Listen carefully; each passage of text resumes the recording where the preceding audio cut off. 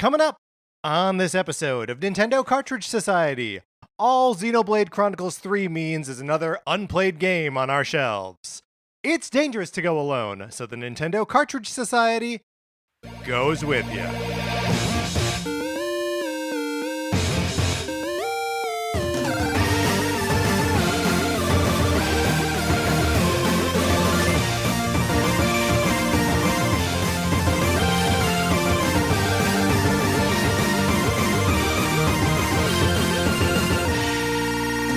Welcome to Nintendo Cartridge Society. My name is Patrick Ellers, and I am joined, as I am always joined, by my co-host, Mark Mitchell. We've got a good show for you today. We're going to be talking about the news from the week, including rumors of a new Xenoblade Chronicles game. And then on Thursday, we start a definitive ranking of all the outfits in Super Mario Odyssey. But Mark, in the meantime, how's it going? It's going pretty good, I have to admit, Patrick. This is probably the strangest, but maybe most exciting recording of this episode we've ever done. I'm in the middle of a move right now, so I went over to my empty new place because there were a couple of things I had to do.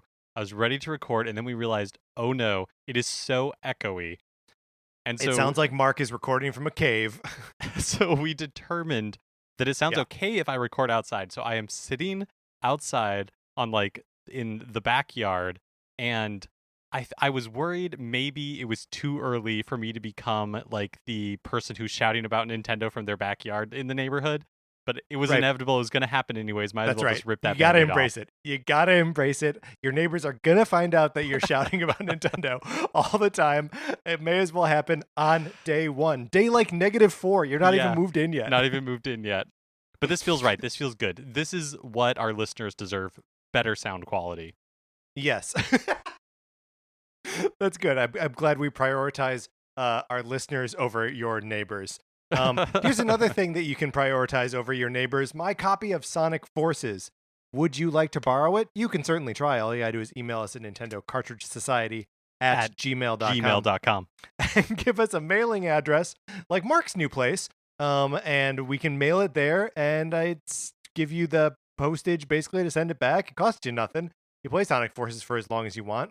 You may have to play Untitled Goose Game because, surprise, there may be a copy of Untitled Goose Game in there instead of Sonic Forces. Either way, you play it for as long as you want, if at all, and then send it back. It is the perfect borrowing program. The other thing you can do is you can leave us a 5-star review on Apple Podcasts or wherever you get your podcasts. We check the U.S. Apple Podcast Store, but we love it wherever you rate us. It helps people find the show. It makes Patrick and I feel a little bit better about ourselves, and really important. That's I know I was gonna say that's probably the biggest public service you can do. Thank you to Walmall Now for the 5-star review. Yeah, we appreciate it. Also, fun thing to shout out here is that Mark and I are on the podcast You've Got Hanks with previous guest on this show, Rachel Chapman. She joined us to talk about the Detective Pikachu movie. She joined us to talk about dancing games. Music. Yeah, dancing games. And we went on her show to talk about Colin Hanks movies, and we watched 2005's King Kong, directed by Peter Jackson, which is a 3-hour movie. But it was fun. So check that out. It comes out sometime this week. And then we've got an email here from Martin that I would like to read at least part of. Martin writes, hoping for a definitive ranking. Hey guys, Martin says, I don't know if you'd be at all interested, but I'd love for one of your Thursday specials if you could produce a definitive ranking of all the classic 80s Game & Watches. In Game & Watch's heyday, I was lucky enough to have Fire, and my little sister had the fantastic Octopus with stunning widescreen aspect ratio. In those days, the only models I was aware of were the ones that I saw in the store, but my best friend's family was from Japan, and his father would bring back exciting electronics from his business trips. I still remember my disbelief at seeing Donkey Kong.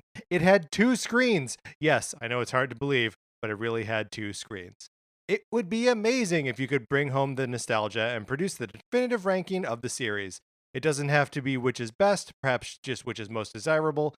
Either way, it would be fun to hear you talk through them. Thank you both for the terrific podcast, and thank you to your partners for sharing you with the world. Yes, thank you to our partners for allowing this to happen. Martin, this gave us a little bit of an idea, because Mark, how well would you say the Game & Watch series? Not really at all. Like, I never owned one, mostly just by reputation in the modern day. Which means that we have got to dig deep into this one. We are declaring October the month of Game & Watch. We are going to devote a whole month of Thursday episodes to Game & Watch content, either culminating in a ranking, or we're not totally sure yet. When part of what we're doing here is putting out the call. If anyone has fun ideas or concepts that you want us to explore in Game & Watch, hit us up at Nintendo Cartridge Society at gmail.com. Otherwise, we're going to be, going through the collections of the games that are available on the 3DS eShop, and kind of talking through the history and all sorts of good stuff. But if anyone has something specific that they want to hear, email us, and we will incorporate it into the month. Yeah, Martin, thank you so much for giving us this idea. We were talking about ideas for a single Thursday episode, and we realized that really a topic like this deserves an entire month for us to dig into. And if anybody, I mean, there's no good way to put this. We're always looking for topic episodes. So if there's ever anything you want us to gab about, let us know. We love listener suggestions. Yeah, look. This is a lie, but this is as much your show as it is ours. So anything, any suggestions are welcome. It's a lie, but I'm running with it. All right, Mark, let's get into what we've been playing this week.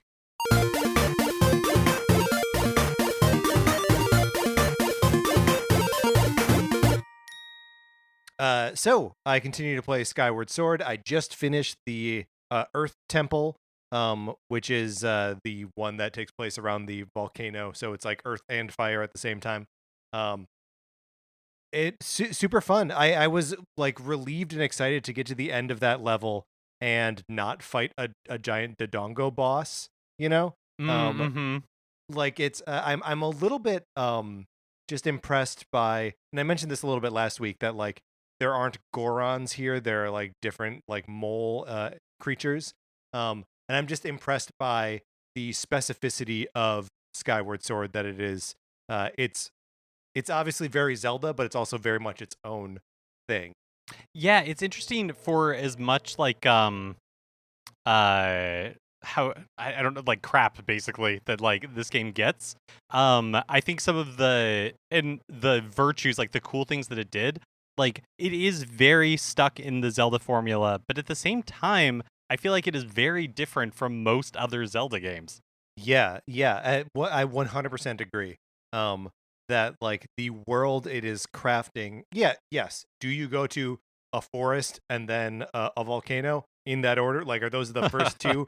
Yes, true, nailed it. But it is different enough and unique enough that it doesn't feel like I'm about to embark on a at least a partial replay of Twilight Princess, a game that I love, but which I know feels very much like a regular Zelda game, right? Like it has the hallmarks of the 3D Zeldas, and even if that really just means that and Ocarina, I don't know why that feels so like those pillars seem so strong. I guess Majora's Mask is also in there. But yeah, this I'm just this. It feels very refreshing to be playing Skyward Sword. Patrick, I'm glad that you texted me because Nintendo announced it after we did our news episode for the week, which seems to be the pattern for this now. Yes. But there was a Tetris 99 Maximus Cup this past weekend that actually ended last night at midnight Pacific time, and the theme this time was Skyward Sword. So as with all these other Maximus Cups, you play Tetris rounds. The better you do, the more points you get. If you get a total of 100 points during the Maximus Cup, you get the theme. It was Skyward Sword themed at this time. Patrick, what did you think of this theme? I like this theme. It really worked for me. The music got like appropriately more intense as you went along. I feel like sometimes the music is a little bit of a miss. but it all felt right for me on this one. And also as I am playing Skyward Sword right now, it just sort of like fed into what I liked about what I was playing anyway. So yeah, it's I really like it. What did you think of it, Mark? I appreciated that like I don't know, this time maybe I was paying more attention to the details, or maybe it's because I'm just more familiar with like Zelda in general, but I appreciated that like each time you dropped something, or like different blocks had different like sound effects that were from like Yeah. Zelda, like Link like going like hiya, like that kind of stuff. And I thought that was really fun. The first part of the music, like for the first until 50 people, or until there's only 15 Yeah. players left, that one didn't really work that well for me. Like I like my favorite Tetris 99 theme is still Splatoon 2. Like I like that really, Oh yeah. like fast paced kind of like energetic music. And this one was a little bit too like pretty for me, but it's like the adventurous. It's the like bom bom bom bom. yeah. But once you get down to 50 players, which I saw a number of times, then I thought that was better. I'm gonna be honest, Patrick. I can't tell you what the like top 10 music sounded like, but I'm sure it was nice.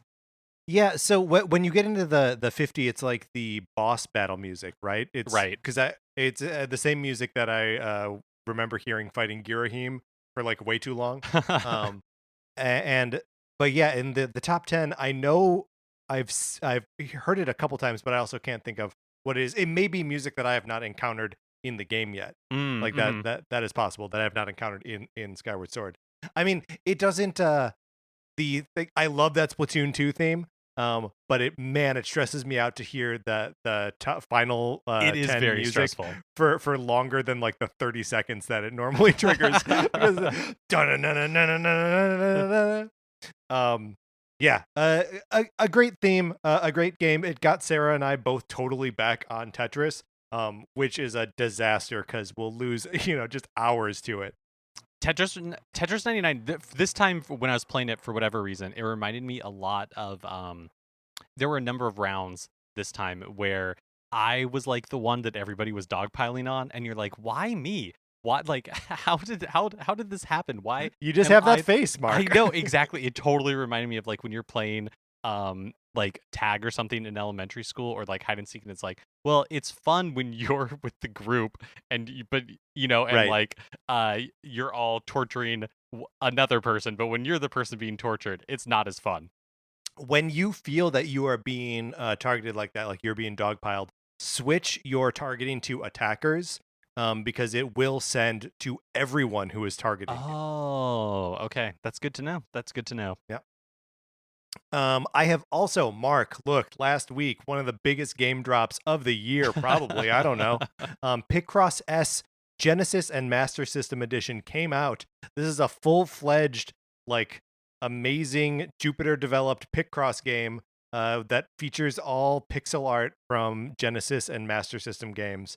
It rules. It is a great PICROSS game. It's got regular Picross, regular Picross, color Picross, clip Picross, and mega Picross are all in there. And every now and then, I am frequently revealing these sprites to characters I have never encountered before. I've never played Phantasy Star. I don't know. But Mark, I cannot describe to you the joy that I feel when I finish a puzzle and it's the face of a character from Eternal Champions. Like. It's such a specific sliver of like the Sega Genesis experience that I happen to be around for. And yeah, it's just it's great. I can't wait for other companies, Nintendo, to do one of these. Cause like if I can pick away at a Picross puzzle and at the end I've revealed like Geno from the Super Mario RPG, or Luigi, or whoever. I don't know why Geno was my first pick. I don't know. It seems like a no-brainer to me. I can't wait for that to happen. I know, it seems crazy to me that it hasn't happened yet, but I'm hoping that this game will be successful enough that Nintendo will get the hint.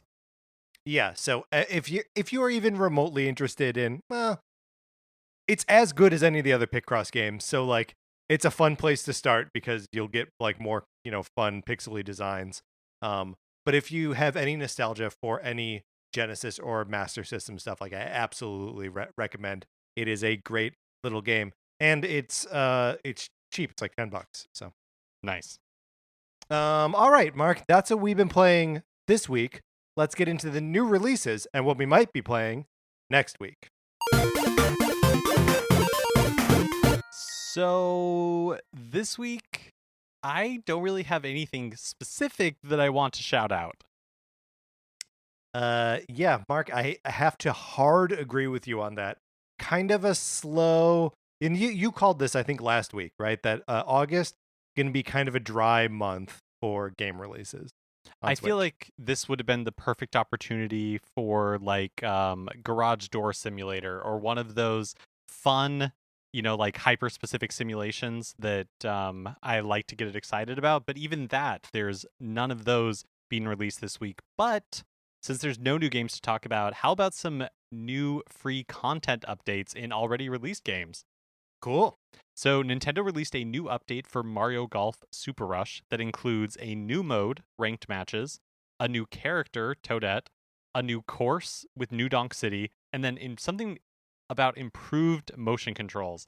I tried to find I feel like normally when Nintendo drops one of these updates, there's like a gameplay trailer or something like that kind of delineates the changes. But as far as I can tell, I looked on their YouTube channel. I didn't see anything that was, there was like a Mario Rush Accolades trailer that came out last week, but nothing I saw that was like, and here's the new update and what's in it. So I don't know. That's interesting. Yeah, I mean, I had not like read anything that said that the motion controls were like bad or anything, but I also hadn't really heard anyone shouting them out specifically. I feel like there's a pretty big gulf between like GULF between like a golf game that you play with motion controls and just like a regular like button and thumbstick golf game, right? Like they have different goals. Yeah, I mean, but I would have said that about Skyward Sword, like 6 months ago That's as true. well. So well, and I still think that you would have been mostly right. but you're right though. Like I listened to a video game music podcast called the Super Marcato Brothers, and they actually did an episode this past week about golf games, and in it they were talking about a point that I had never, I guess like I intuitively considered, but like never really gave a lot of thought to, which is that most golf games are nothing like the game of golf. And I think this is to your point, Patrick, that like motion controls, like that actually can kind of simulate how you actually play golf versus most golf games where it's a combination of like button inputs and selecting things almost on like a grid, which is not at all like playing golf. Right. Yeah. And like that's in a way that like tennis doesn't fit that same bill. Like motion control tennis and button control tennis are actually pretty similar, right? Like you're still working on like timing and like are you swinging from this side or from this side?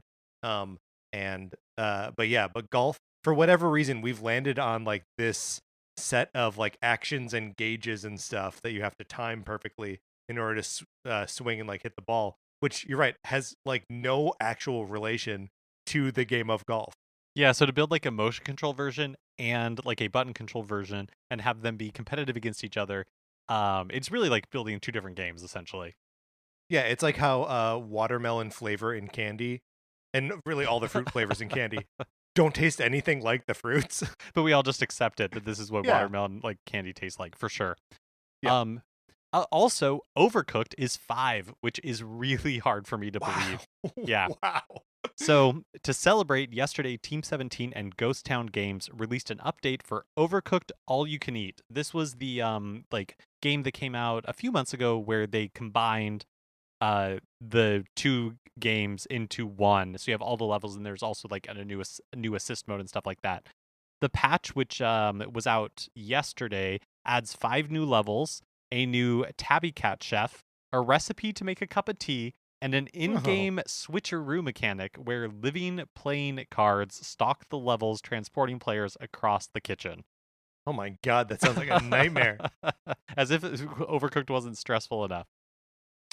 That's very cool. Where does that content update leave people like me who own the Overcooked and Overcooked 2 as like two separate packages.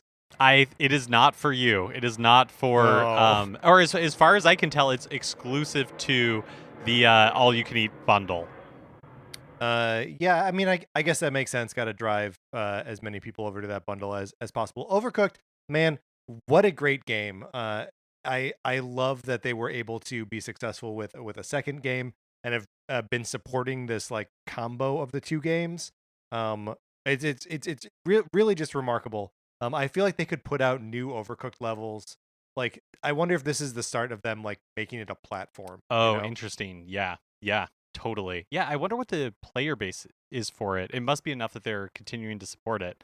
So yeah. Well, I mean, it's all of those like small indie party games like have such long legs, right? Like, as you said, Overcooked is 5 years old at this point, but like the game can get around by word of mouth because it's so easy to just like pick up and play at a friend's house, and like it's really a the more the merrier situation. The game just gets more chaotic and more fun the more people you throw into it. I wonder if it's ever been like speedrun at GDQ. I should look up to see if there's a Ooh. speedrunning community. Yeah, let's look that up. Although I guess you can't really like finish levels faster, right? It's That's a good point. You would just be able to complete more dishes or something. Right. Yeah. Yep.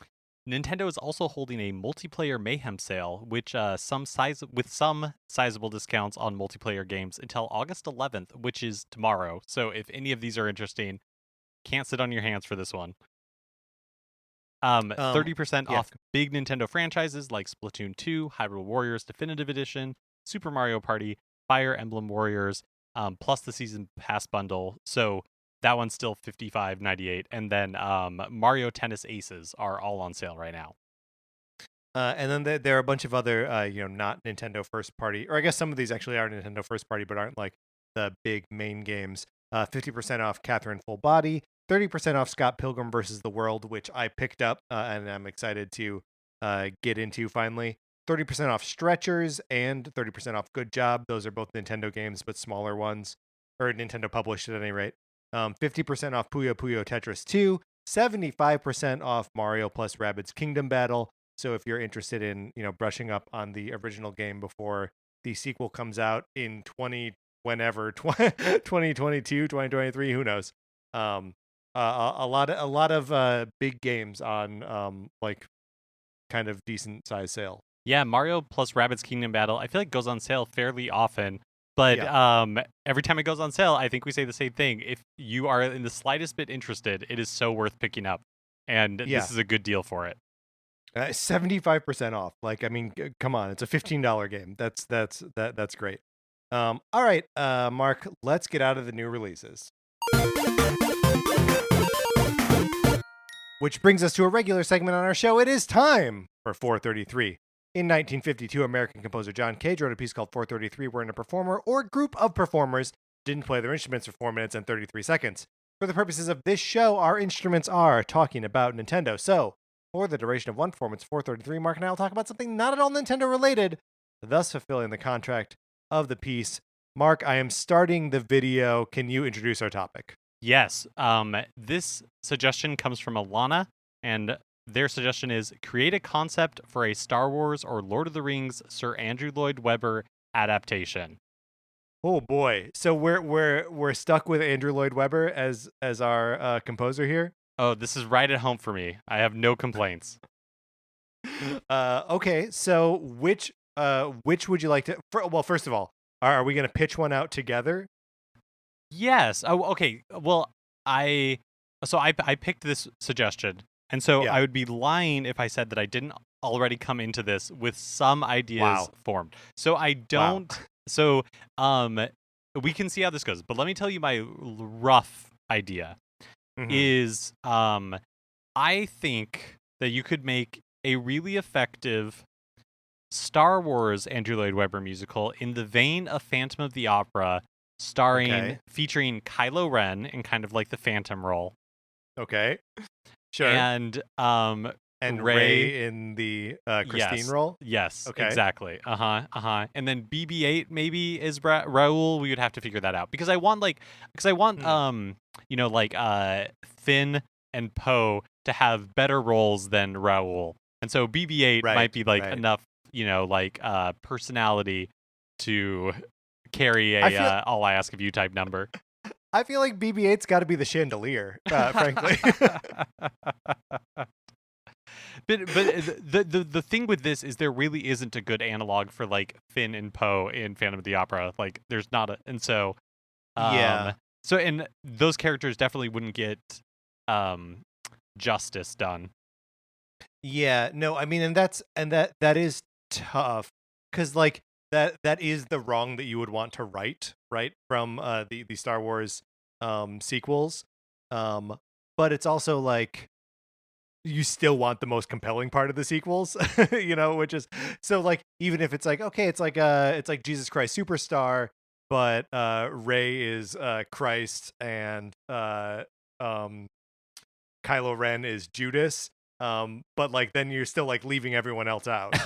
Right. Although I guess like really we're creating our own Star Wars musical. Right. So it could be based on like Phantom of the Opera or Jesus Christ Superstar, but it doesn't mean that it has to follow it exactly. So really we could add additional like story arcs for any of these characters.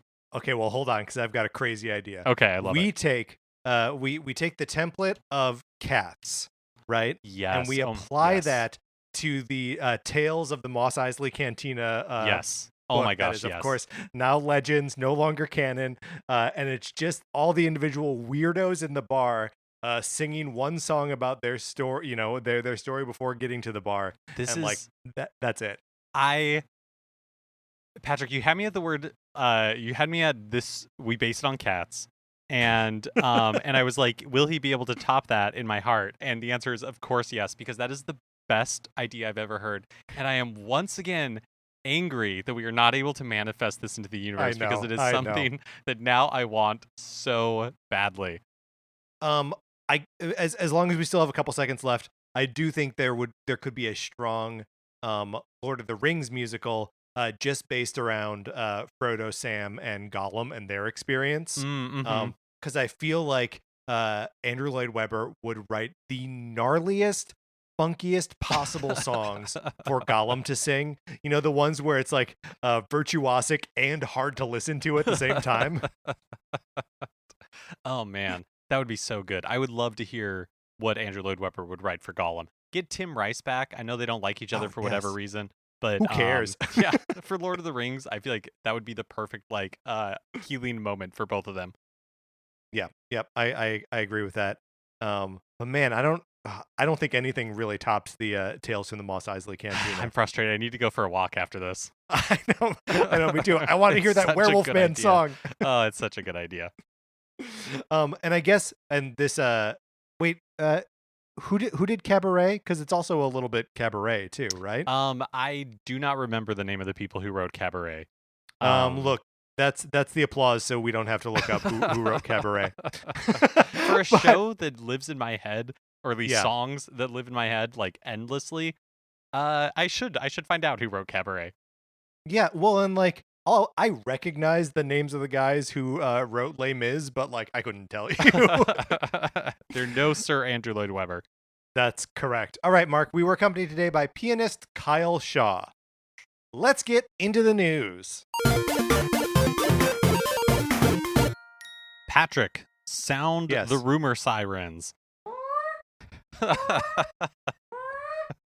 Imran Khan at Fanbyte is reporting that Xenoblade Chronicles 3 is in the works and potentially could be revealed soon. Wow. So here are the details from the article. Yes. It'd be a sequel to Xenoblade Chronicles 2. The ending of the trilogy takes place in the far-flung future with a few returning characters who have long outlived their human counterparts from both the first game and the second game. Mm-hmm. And then, according to Fanbyte sources, quote, Xenoblade Chronicles 3 was set to be revealed earlier this year and may still be announced before the end of the calendar year, but has had a difficult time with pandemic development and optimizing the game for the Switch. The game is aiming for more character models on screen at once than any previous title, accounting for both playable characters and enemies. If all goes well, the game could be released as soon as the first half of next year, delayed from its original and now exceedingly unlikely winter 2021 target date. And then the normal caveat that, like, in development games change and anything could get Right. canceled at the last minute. So Okay, now that is interesting. I think it is it's neat that Fanbyte notes that this would be the conclusion of a trilogy of sorts. Um saying that it takes place in the far-flung future. That's also true of Xenoblade Chronicles 2 to Xenoblade Chronicles 1, right? There's hundreds of years between those games. So setting the next one another like another like 1,000 years like isn't that big of a stretch for that series. Like that's just what it does. Um, so that would be cool. I always have the best, maybe not even the best of intentions. I always have intentions to play these games. Put about 5 or 6 hours in, and then realize I'd have to do that like 100 more times, and just crap out really early. What does this do for you, Mark? I think it makes a ton of sense. Both Xenoblade Chronicles 2 and then the Xenoblade Chronicles, what was it called? Like, not was it remastered or was it something I else? think it was Definitive Edition. Definitive but Edition. I could be wrong. They both sold really well. Like the Xenoblade Chronicles Definitive Edition, like that remaster from last year, sold over 1 million copies in its first like couple of months on the market. And so it makes total sense that Xenoblade Chronicles 3 is on the way. And I guess it'd make sense that it's coming out that it would maybe originally at some point was going to come out this year, because if the other Xenoblade game, the remaster, came out last year, perfect like timing makes sense. Xenoblade Chronicles, for whatever reason, is just a franchise that like had just passed me by. I am kind of more interested in the first game than the second game, just because the first game I remember having really positive, like people having really positive reactions to, with like the music and everything. I'm way more familiar with the soundtrack for sure than I am with the game itself, because I've never picked up the game. But I am kind of hoping someday the Monolith Soft will create like a new franchise or a different franchise that I think maybe would be like an easier entry point into Monolith Soft RPGs for me, or at least a new entry point. Yeah, that would be nice. They do feel like a developer that I'd like to have more experiences with, if not this exact experience with them. Something else that I find really fun and sort of like encouraging here is, you know how in the lead up to E3, we get all of these like rumors start to surface, right? Like people are talking about what they think they're going to see at E3. And so we get a lot of like rumors about games that haven't been announced yet. Like we heard a lot of rumors about a Donkey Kong game, right? And then wasn't mentioned at E3, so it kind of just like deflated the collective balloon where we're like no longer psyched about that rumor, even though it's no less possible now than it was before E3. Just having a new like rumor of a new game that's out there, whether or not it comes to fruition in like the next Nintendo Direct, or if it's something that we got to wait like another E3 for, or something like that. It's just a good reminder that like even when you think you know what's coming, there's always more. The game industry, treads forward always. That's such a good point. Yeah, it is like relentless in that way. And also, what a great reminder about that Donkey Kong game that was like, didn't really hear very much about, for whatever reason, burned really bright for a little bit, and now we've kind of gone back to forgetting about. So if and when it is ever revealed, that'll be a fun surprise. Remember how there's supposedly a Fire Emblem game that's basically done? I mean, come on.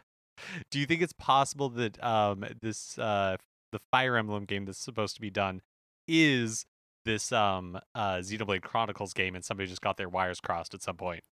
Ooh, possibly. I think it's also possible that the Fire Emblem game and the Donkey Kong game are the same game. that it's a Donkey Kong Tactics. I think that would be that feels right to me, in the same way that like Star Fox Racers or whatever it was called. Like Star Fox Grand Prix. Grand Prix, yeah. This is basically it's not Star Fox and F-Zero, it's the other obvious combination, which is Donkey Kong and Fire Emblem. Okay, so which is the better execution of that combo? Is it Fire Emblem style characters in a Donkey Kong Country-esque 2D collectathon side scroller, or monkeys in a tactics game. I kind of want both because I kind of want Donkey Kong in armor, in like medieval Me armor. too. It's something I would pay $60 to see. Right. I would just pay $60 to see it. Yeah, I wouldn't even have to play it. Donkey Kong wearing armor, riding a Pegasus. Like, yes, please. Just something I want. It's just, I'm a simple man. Okay, Patrick, sound the Super Mario animated movie update sirens.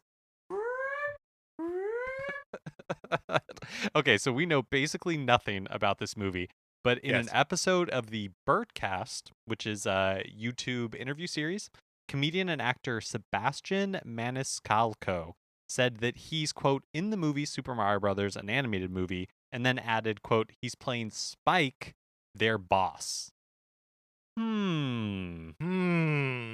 Spike is the character in question, and he is their boss. So is that referring to the Koopa's boss? Is that the Mario and other characters' boss? Why does Mario have a boss? What are we talking about here? So there are two Spikes that immediately come to mind. There's Spike, like the enemy that first premiered in, I think, Super Mario Brothers 3. Yeah, and then the little guy who like spits up the ball and throws it at you. That's right. And then the other one, and this one I just saw circulating online. I would not be able to recall this, is that Spike is apparently the name of the foreman from Wrecking Crew. So I doubt that is expressed in game, so it must be on the side of an arcade cabinet somewhere that like and so maybe, I don't know, like Nintendo's doing like a Super Mario Odyssey type thing where, with Penelope, where, they're just like, that's the character's name, right? No, it is. What is her name? Her name is Pauline. Pauline, yeah, that's right. That's right. So maybe they're doing like a Pauline thing, right? Where they're like using this more obscure part of Mario's origins and then incorporating it into the movie, which could be cool. Yeah, I mean, it is worth just pausing to say the character in Wrecking Crew is Mario. Like that. Right. That is who that is. So if we are able to pull in characters from the Wrecking Crew universe, it is still it's totally adjacent. It's totally in line. Of course, I demand justice for Stanley the Bugman from Donkey Kong 3. Should clearly be in the Super Mario Brothers movie. But we'll have to wait probably forever to find out if any of these characters are actually in this movie. Yeah, I don't know. It just keeps getting more and more mysterious. I feel like I still have no idea, obviously, what this movie could possibly be. Right. What do you make of I don't know Sebastian Maniscalco at all. But like I think there is something a little bit encouraging that like, and I guess if it's just like the guy from Wrecking Crew or a Spike the enemy, that those are both like pretty small parts. So like, he could just be like whoever, but like, I'm glad it's not like Patton Oswalt or like Halle Berry, right? It's like the last thing I want the movie to be is like that Robots DreamWorks movie where it's just like, here are the celebrities. Mm-hmm. Like I hope they're casting the people who are right for the movie and not the people who are right to sell the movie. I know, and I have to admit I am a little bit worried for Sebastian that like since he talked about this that it's just going to get cut out of the movie. Nintendo's vindictive that way, and they're just going to be like, nope. There might not be a movie anymore. Okay, all right, Patrick. Sound the practical use of platinum point sirens. From now until September 7th, North American My Nintendo account holders can spend 10 platinum points to enter into the Ultimate Monster Hunter Amiibo Sweepstakes. Number 2. What is number 1? Why didn't we talk about it? When did it happen? Who knows? Who knows? Absolutely no idea. Look, we're talking about this one now. This set includes every amiibo from Monster Hunter Rise and Monster Hunter Stories 2, including the gold variants for all amiibo and silver variants for all Monster Hunter Rise amiibo. Which, are those like special? I didn't even know those existed. I didn't know they existed either, but they're all part of every single amiibo that they printed for either of these two games is in this set. It's 15 amiibo total, Wow. which the going rate for amiibo right now is like $20. So like, I don't know, all of these together, it's like $300 worth of amiibo, and it comes with some weird posters. And it costs you 10 platinum points to be entered into the thing, and you can enter as many as 3 times. So not that I should be encouraging other people to do this, because I entered, and I want those. I want those dumb amiibo. I want a big gold, whatever, Rathalosaur or whatever. I mean, 15 amiibo. I don't even really collect amiibo, but there's something like I feel a little bit like Smaug, right? When it's like, oh, 15 Right. amiibo, like now I just want to collect them. I also think that Andrew Lloyd Webber could do a good Smaug musical. Oh, I it would think be that would be. so good. It'd be so good. All right, Patrick, sound the I'm ending this bit sirens. Wait a minute. Nintendo released their latest quarterly financial results last week, which means we have an update on Switch sales numbers. Switch has shipped over 89 million units worldwide, which means it has now outsold both the PlayStation 3 and the Xbox 360 and will overtake the Wii this year. Overtake the Wii. Oh, Mark, overtake the Wii. The Wii. Yeah, and seemingly still has juice left in the tank. Yeah, absolutely. That good old juice tank. It's just I think what it mostly is a testament to how much bigger the gaming audience is now than when Nintendo was selling the Wii. And the Wii is to be credited with expanding that audience a lot. But it seems like it has grown even more since then, right? That there's just so much more appetite for gaming and gaming hardware now than there was back in 2006, 2007. I think that is absolutely true. I also think that the Wii burned really bright really quickly for like a short amount of time, and the Switch partly, seemingly for reasons probably out of Nintendo's control, like the pandemic, which just lifted all, boats in the gaming world. But the Wii has the Switch a little bit has just defied, like console life cycles. But also, and it's had no price drop, right? It's still, and it's Right. about to get more expensive with the OLED or OLED model.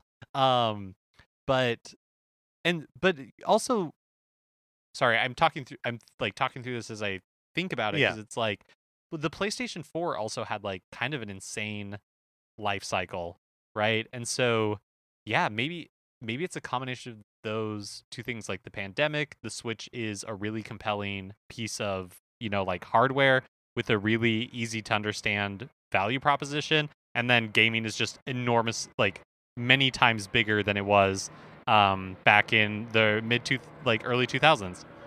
Yeah, well, I mean, I think there's also just something to, like, if we're getting at the alchemy of the Switch's success, is that it is pulling in the two separate Nintendo audiences. That there was previously a lot of overlap between the handheld and console Nintendo audiences. But anything that was not overlap has now become overlap, right? Yeah. Like, Yep. the people who are buying their Nintendo handhelds to play Fire Emblem or to play Pokemon or whatever, they necessarily had to migrate to the Switch, just as people who were playing like console Mario games had to do the same.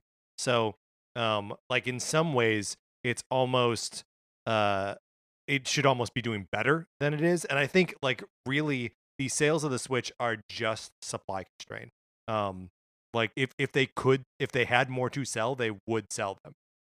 Yeah, I don't know if that's true anymore, or at least I think that could be true for the regular Switch model, Yeah, but I think sure. the Switch Lite is still like fairly available, and I think they're selling less Switches than they did last year, and I think it's because they're selling less Switch Lites, because I think when like Animal Crossing came out, when the pandemic hit, when people were just like, I'm going to be home Yeah. for a long time, I'm going to get into games, um the Switch Lite was what was like readily available, like plentiful, and so they sold a ton of Switch Lites, and now that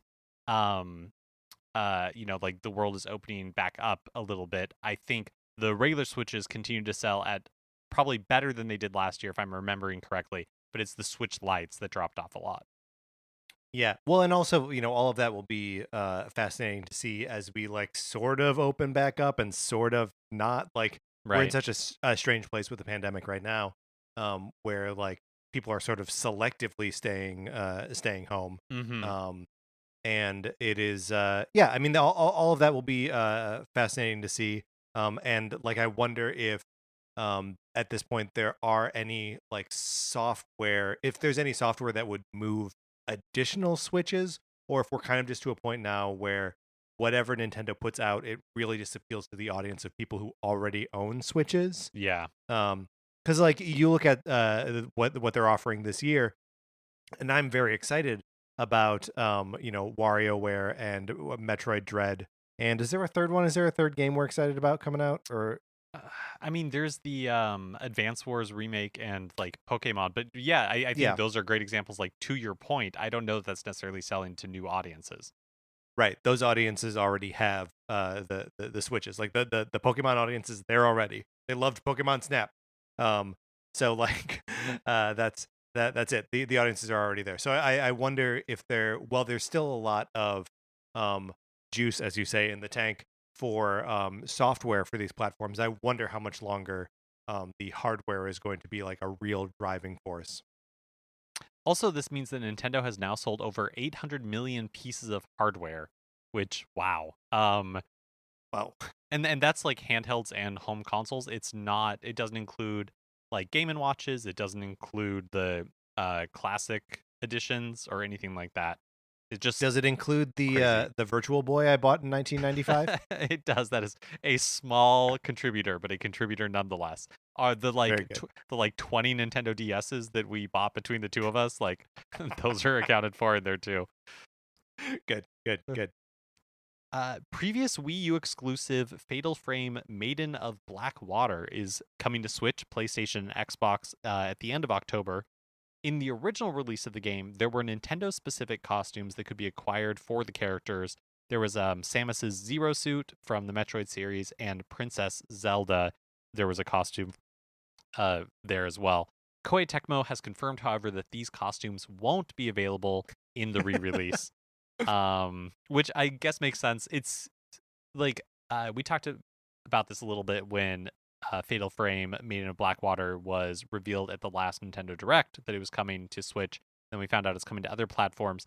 But this was a game for a while. It seemed like Nintendo, or not seemed like, they definitely were. Nintendo was helping these games get developed, and so they were like part owners of either the IP or they were part owners of like the games themselves with Koei Yeah. Tecmo. But it seems like with this re-release and who knows going forward for the series, that Nintendo is like no longer involved, or at least is giving the rights back to Koei Tecmo. And so it makes sense then that the Samus's Zero suit and Princess Zelda's costume isn't in this version of the game. Although it would have been nice if it was in there for like the Switch version at least. Yeah, I mean, but I can see just for ease of releasing it, of just make all the versions the same. Totally. Speaking of Fatal Frame, producer Keisuke Kaikuchi spoke with Japanese magazine Famitsu about the re-release, saying, quote, "We're re-releasing this game to commemorate the series' 20th anniversary, and we're hoping a lot of fans will take the opportunity to play the game. We'd love this to lead to a new title." Patrick, Oh, I know, surprise, right? yeah. I've never played any of the Fatal Frame games. It seems like potentially a series I would like. I'd like, like Resident Evil. I've enjoyed some of the Silent Hill games. I like that sort of Japanese horror type thing. It does seem exceedingly spooky, so I don't know if I would be able to handle that. I mean, is this a game that like we need to like get together, turn out the lights, go activate Slumber Party Protocol, and play our way through Fatal Frame? I think that would be fun. Patrick, activate some Slumber Party sirens. Just kidding. Just kidding.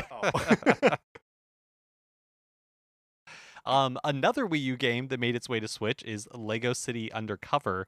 This is another one that I never played, but has a good reputation and would be fun kind of to check out at some point. The game's lead animator Matt Palmer and Lego Group producer Daryl Kelly recently appeared on the official video game podcast, Bits and Bricks, to discuss the game. And I forgot, we talked about this podcast when it was first announced. I forgot about it and haven't listened to it, but it is such an interesting idea for a podcast that I should go back and start. It's basically they're cataloging the history of Lego video games starting from literally the very beginning. And Wow, that's cool. so and it's done officially by Lego, which I think is also really cool as well. And so they're up to Lego City Undercover, and Matt Palmer and Daryl Kelly were on it. And Palmer talks about wanting to avoid making the game too much like Grand Theft Auto, says, quote, "One thing we were keen to try to avoid was it becoming a Grand Theft Auto game. It could very easily turn into, actually, this is far too violent for what the Lego group would like their IP related to. So we constantly stepped back from things and just made sure that we were looking at the fun and the funny element of what we could do.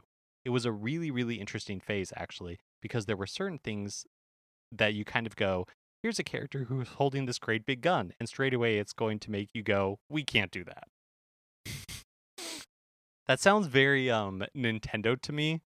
And Palmer and Kelly discussed that Nintendo was very involved with the game's creation, like very, very involved, including down to the marketing. They were saying that it kind of felt like Nintendo was treating it like a first-party game. Wow.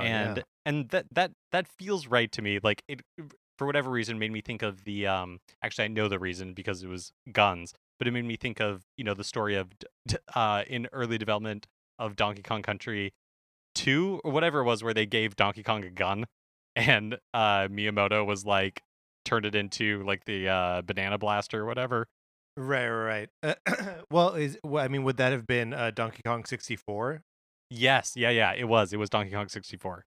Because they all do have guns, but they're like joke guns. It's a coconut gun that Right. Donkey Kong that's has. what it is. It's a coconut gun. Yeah, It exactly. fires And in spurts. well, and they kind of do the same thing, and they talk about this with the Lego City Undercover, where they gave people like grappling guns, and it allows you to like tie up enemies, or goo guns, so it allows you to like make them all stick and things like that. Yeah, it does seem like, and it's interesting that they are not more collaborative on games, that like Lego and Nintendo share a little bit of an aesthetic, right? A preference towards non-violence, like a sort of like create it on your own, in encouraging creativity sort of thing.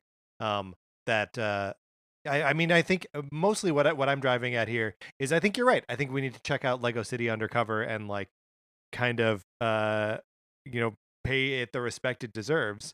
Because yeah, like it was it was a Wii U exclusive when it came out. And like that's a poor fate for any game. Yeah, you're right. It does feel like there's like just in like their energies, it feels like there's like synergy between the two companies. Although we should remember that Nintendo was an erstwhile competitor for Lego when they introduced their own kind of like building bricks that I can't remember what they were called, but they're featured in one of the like levels of Super Mario Land 2 when Mario is like shrunk down in the it's in the world where you're inside like the giant Mario automaton, and the backgrounds for one of the levels are like Nintendo's Lego competitors that were short-lived. And of course we would be remiss to not point out and just re-ask the question, where is Lego Star Wars the Skywalker saga? That's right. And we ask, where is it? We ask not because we're we just want it. We're just we're just eager. Look, it's not bad that we're asking. We just want it. We just want it. It doesn't make us wrong to ask for it. Listeners, I want to paint a little picture for you. So I'm sitting outside. There is no porch light on.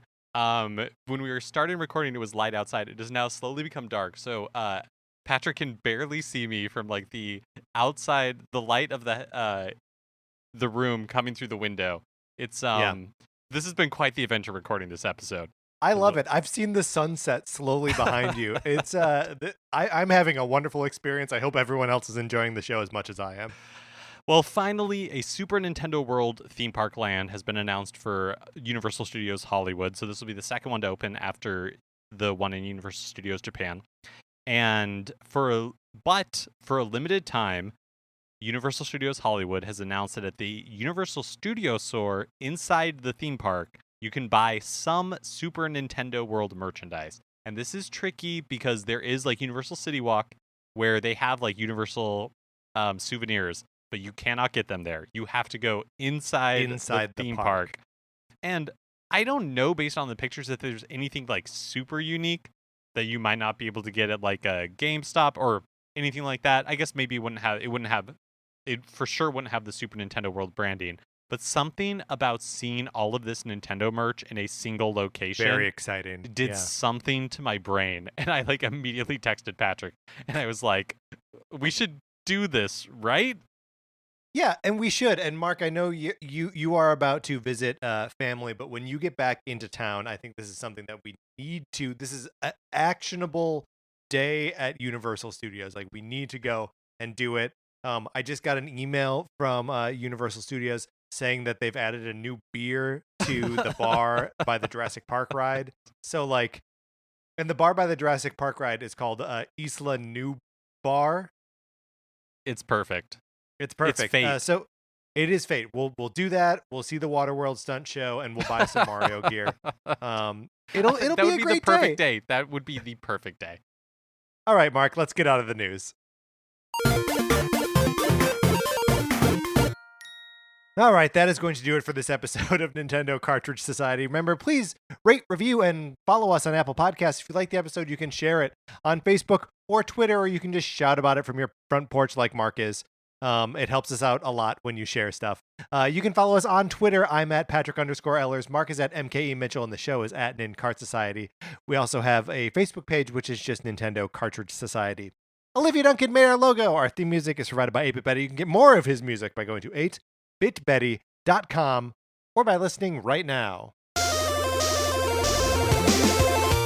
For my co-host, Mark Mitchell, this is Patrick Ellers saying thank you for listening.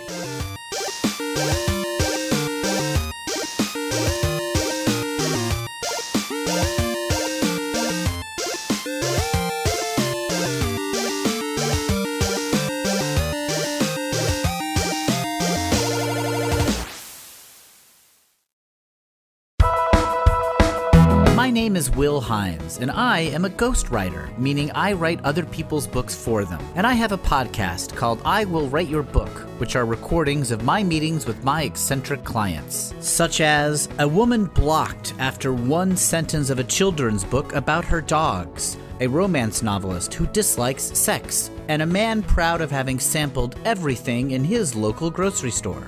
This podcast has been described as fully improvised, played by some of the best comedians on the planet Earth. Hey, that's pretty good. That's I Will Write Your Book on Campfire Media. Campfire.